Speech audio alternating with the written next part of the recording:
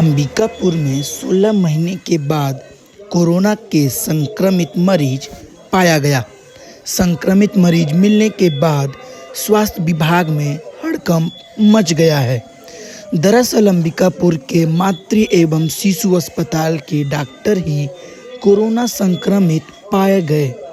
बता दें कि करीब एक सप्ताह से डॉक्टर सर्दी खांसी बुखार से पीड़ित थे, जो ठीक नहीं हो रहे थे, जिसके बाद मरीज का आरटी-पीसीआर जांच कराया गया और कोरोना पॉजिटिव पाया गया।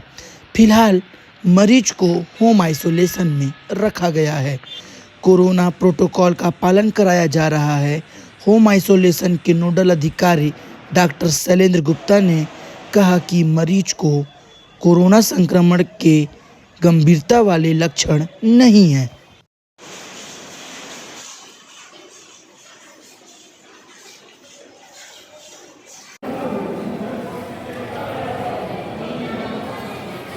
कोविड का एक मरीज निकल के सामने आया, किस तरह से देखते हैं?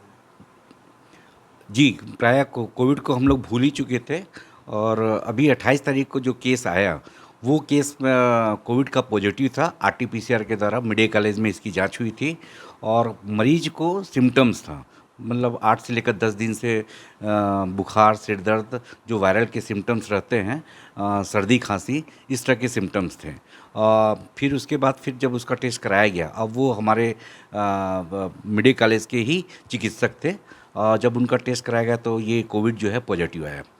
परंतु अभी ऐसी विषम परिस्थिति नहीं है, मतलब कोविड का ऐसा नहीं बोल सकते हैं कि कहते हैं कोविड अभी फैल रहा है, क्योंकि ये जो पॉजिटिव प्रकरण आया हुआ है, ये प्रकरण जो है लगभग 16 महीने के बाद में आया हुआ है।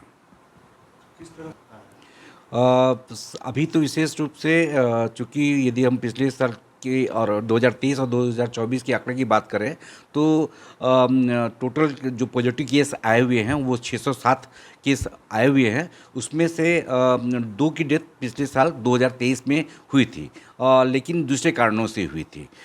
तो अभी विशेष रूप से कोई तकलीफ़ या कठिनाई वाली बात नहीं है। हाँ, ज़रूर ये कहना चाहेंगे कि कोविड का चूँकि हमने विगत सालों में विभत्स रूप देखा हुआ है और भयावह रूप देखा हुआ है, तो इसीलिए जो जिनकी इम्यूनिटी कम है, छोटे बच्चे और बड़े बुजुर्ग और ऐसे व्यक्ति जिसको इम्यूनो कॉम्प्रोमाइजिंग रहती है, अर्थात जिनको बीमार पड़ने की संभावना ज़्यादा रहती है, ऐसे व्यक्ति को भीड़-भाड़ के स्थान पर जाने के लिए थोड़ा-सा बचने की सलाह देंगे।